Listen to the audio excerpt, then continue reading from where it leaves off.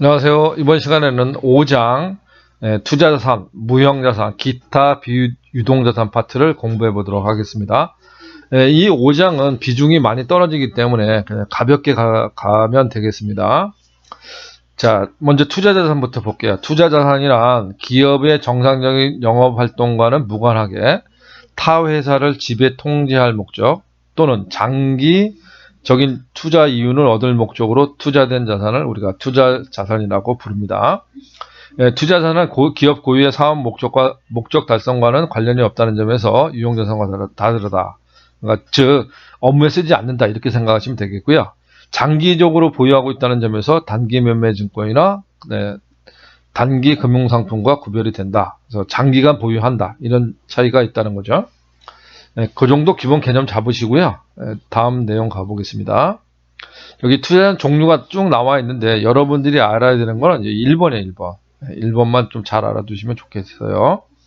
무슨 얘기냐면 우리가 업무에 쓴다 그러면 건물하고요. 토지를 각각 건물 또는 토지 계정으로 쓰는데 요거를 이렇게 구분해 볼게요. 자, 토지 건물을요. 이게 업무용으로 쓰면요. 업무용으로 쓰면은 유형자산으로 분류가 됩니다. 유형자산. 그리고 개정 과목은 토지 또는 건물 이렇게 각각 쓰죠. 그런데 이게 업무에 쓰지 않으면 즉 비영업용이다. 비업무용이다. 비업무용이면 얘가 투자자산이 됩니다. 투자자산이. 투자자산으로 분류가 되고요. 개정 과목도 요거 두 개를 구별해서 쓰지 않아요. 합쳐서 투자부동산이라는 개정을 사용합니다. 요걸 조심하시면 되겠어요.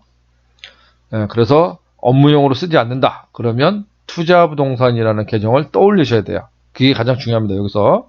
나머지는 그냥 슬슬 가시면 돼요. 그 다음에 우리가 이제 유가증권을 총 4가지가 있는데 단기 매매증권은 우리가 당조자산 파트에서 배웠어요. 그리고 나머지 요 3가지는 투자자산 쪽에 속한다는 거죠. 그래서 매도 가능 증권도 있고 만기 보유 증권도 있고 지분법 적용 투자주도 있는데 요 용어 정도만 아시면 될 것 같고요. 하나만 좀 조심하실 게 이 만기 보유 증권에 대해서 좀 제가 설명을 드릴 건데 만기 보유 증권은 뭐만 되냐면요. 채무 증권만 돼요. 채권만 된다는 거죠.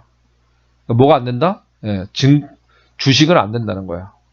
요것만 좀 알아두세요. 여기서는 용어 3가지가 있다는 것. 매도 가능 증권, 만기 보유 증권, 지분법 적용 투자 주식은 투자자산이구나 이렇게 알아두시고 그중에 만기 보유 증권은 채권만 되고 주식은 되지 않는다. 무슨 얘기냐면요. 채권이라는 거는 돈을 빌리기 위한 증서거든요. 그러니까 여기는 만기라는 게 존재해요. 채권은 만기라는 게 존재하는데 주식은 만기가 존재하지 않습니다. 그러니까 여기는 만기가 있는 증권을 얘기하는 거니까 주식은 만기 보유 증권이 될 수 없어요. 그래서 주식은 만기 보유 증권이 되지 않는다. 그 정도만 알면 될 것 같아요. 나머지는 뭐 그냥 용어 정도만 알면 될 것 같습니다.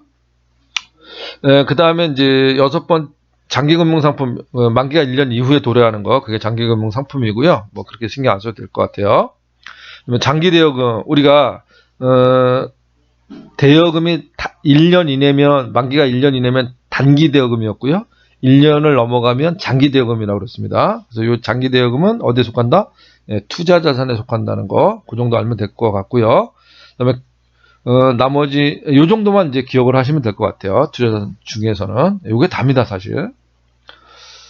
자, 밑으로 내려가 보시면 장기금융상품 설명되어 있는데 그냥 읽어보시고요. 장기대여금도 마찬가지로 1년 이후라는 거 만기가 그 정도 알면 될 것 같고요.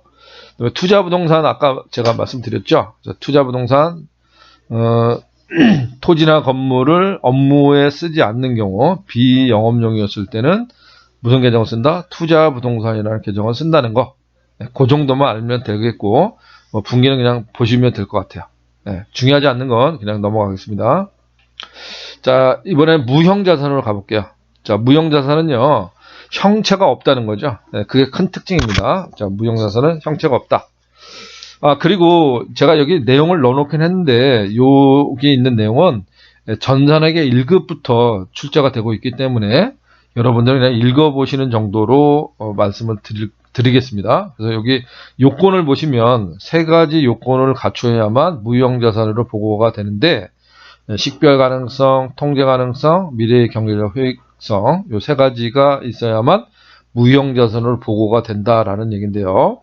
식별 가능성은 이게 그 기업과 분리해서 식별할 수 있어야 된다. 뭐 그 정도 얘기할게요. 이제 그 이해가 잘 안 가시더라도 크게 걱정하지 마시고, 회계 2급에서는 다뤄지지 않는 내용이니까 그냥 개념 정도만 설명하고 갈 겁니다.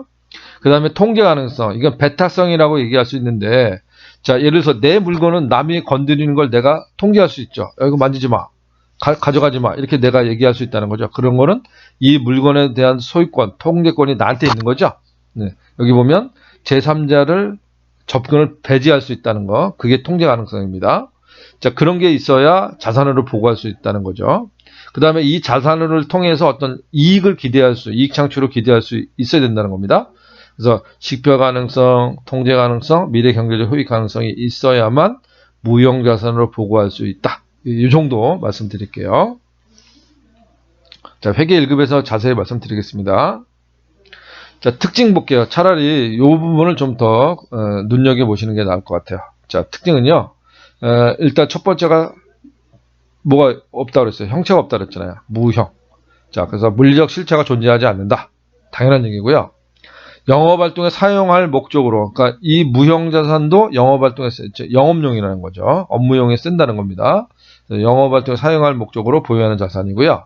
그 다음에 이 자산을 통해서 미래에 어떤 이익을 얻을 수 있을 거냐 없을 거냐가 매우 상대적으로 유형자산에 비해서는 불확실하다는 겁니다. 그래서 그 불확실성이 존재하고 있다는 거. 그 다음에 최소한 이 후익 제공 기간은 1년 이상이다라는 거.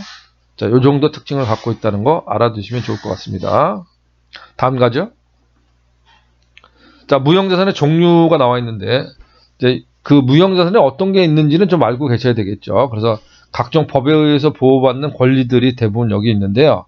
산업재산권, 뭐 특허권이니 상표권이니 의장권 이런 것들이 다 무형자산에 속하겠습니다. 그다음에 영업권도 이제 무형자산이고요. 그다음에 뭐 개발비, 소프트웨어, 뭐 요 정도까지는 좀 공부를 해 놓으시는 게 좋을 것 같아요. 다 무형자산, 형체는 없지만 요즘은 이제 유형자산보다는 무형자산의 어떤 그 비중이 커지고 있어요. 중요도도 커지고 있고요. 근데 회계 2급에서는 그냥 요런 것들이 무형자산이구나. 그 정도만 좀 알면 될 것 같아요. 자, 그 다음에 얘도 자산이니까 네 가지를 살펴봐야 되는데, 취득, 보유, 평가, 처분, 이 네 가지가 나오는데요. 대부분의 경우 여기서 언급되지 않는 건 다 유형자산의 회계 처리를 다 준용합니다. 준용한다는 얘기는 똑같이 사용한다는 거죠. 똑같은 걸로 생각하고 처리하시면 된다는 겁니다. 바로 내려가서 무형자산이기 때문에 유형자산과 다른 게 세 가지가 있어요. 그 내용만 좀 체크하고 가겠습니다. 자, 우리가 유형자산에서는 내용 연수라고 했던 게, 무형자산은 그걸 삼각기간이라고 그래요. 삼각기간. 그러니까 내용 연수 개념입니다. 그래서 이 삼각기간은 유형자산의 경우에는 기간을 정해놓지 않았어요. 그러니까 합리적으로 정하면 됩니다. 회사가. 자, 그런데 무형자산은 기간을 딱 정해놨어요. 몇 년을 정했냐면 20년을 초과할 수 없다고 정해놨어요. 그러니까 20년 이내에 상각해야 된다 이런 얘기죠. 그래서 20년이라는 제한이 있다는 거, 그게 유형자산과 첫 번째 다른 점이에요. 아시겠죠? 그래서 20년을 초과할 수 없다라는 걸 기억하시고요. 두 번째입니다. 상각 방법인데요. 상각 방법도 뭐 합리적인 방법은 다 인정합니다. 그런데 단서 조항을 하나 두고 있어요. 뭐가 있냐면 여기죠. 다만 합리적인 상각 방법을 정할 수 없을 때는 뭘로 한다고요? 정액법으로 한다는 거. 요걸 꼭 기억하시기 바랍니다. 그러니까 여러 가지 방법이 그러니까 상각 방법이 여러 가지가 있는데 그 여러 가지 방법을 다 합리적이라고 생각하면 다 인정하는데, 만약에 합리적인 방법을 찾을 수 없다. 그럼 반드시 뭘로 해야 된다? 정액법으로 상각을 해야 된다라는 얘기입니다. 그 정도. 그래서 이게 두 번째 차이점이라는 거죠. 삼각방법에 단서 조항이 있다는 거. 정해법으로 삼각하라는 단서 조항이 있다는 게 유형자산과 다른 점입니다. 두 번째 다른 점이죠. 자, 세 번째 차이점이 뭐냐면, 자, 무형자산은요, 잔존가액이 없는 것을 원칙으로 합니다. 자, 잔존가액이 없는 것을 원칙으로 한다. 그러니까 잔존가액을 인정하지 않는다는 거죠, 원칙은. 그러니까 유형자산은 이걸 그러니까 회사가 나름대로 정하게 돼 있어요. 그런데 무형자산은 없다, 제로다 이렇게 가정한다는 거야. 물론 예외가 있죠. 만약에 그 제3자가 이 상각기간이 끝나면 제3자가 사겠다 뭐 이런 약정이 있다면 그런 것들은 예외적으로 인정을 하는데, 자, 그런 특별한 경우가 아니라면 잔존가액을 인정하지 않는다는 게 또 세 번째 다른 점입니다. 그다음에 네 번째는요, 상각 방법인데 회계 처리 분기의 내용인데요. 자, 우리가 가만히 생각해 보면 우리가 저 유형자산 상각할 때 어떻게 했냐면 차변의 감가상각비 이렇게 했습니다. 차변의 감가상각비, 그 다음에 대변의 감가상각 누계액이라고만 쓸게요. 감가상각 누계액 이렇게 분기했었잖아요. 근데 여기 알고 보면 이게 간접법이에요. 해당 자산을 직접 줄이지 않고요, 이렇게 누계액을 설정하는 방법을 간접법이라고 그러고요. 그 다음에 해당 자산을 바로 줄여버리는 방법을 직접법이라고 그래요. 예를 들어서 자, 건물을 감가상각한다 그러면 감가상각비 대변에 건물을 바로 줄여버리는 거야. 또는 기계면 기장치를. 자, 이런 걸 무슨 방법? 직접법이라고 그래요. 근데 우리가 유형자산에서 이런 거 배운 적이 없잖아요. 예, 물론 이런 거 배운 적이 없습니다. 즉, 유형자산을 이렇게 직접법으로 상각하는 거를 인정하지 않아요. 뭐만 인정한다? 이렇게 간접법으로 상각하는 것만 인정을 합니다. 그래서 우리가 이런 걸 배운 적이 없었던 겁니다. 그런데 무형자산은 이 직접법하고 간접법을 다 허용합니다. 예, 그게 또 다른 점이에요. 그래서 이렇게 자산을 그냥 바로 줄여버리죠. 이렇게 누계액을 설정하지 않고요. 이렇게 자산을 감소시키는 직접법도 인정을 하고, 이게 누계액을 설정하는 간접법도 모두 허용한다. 라는 게 네 번째 다른 점입니다. 첫 번째 뭐였죠? 첫 번째가 그 내용론 상각 기간을 20년으로 제한하고 있다는 거. 두 번째가 상각 방법에 단서 조항이 있다. 즉 합리적인 방법이 없을 때는 정액법으로 상각해라.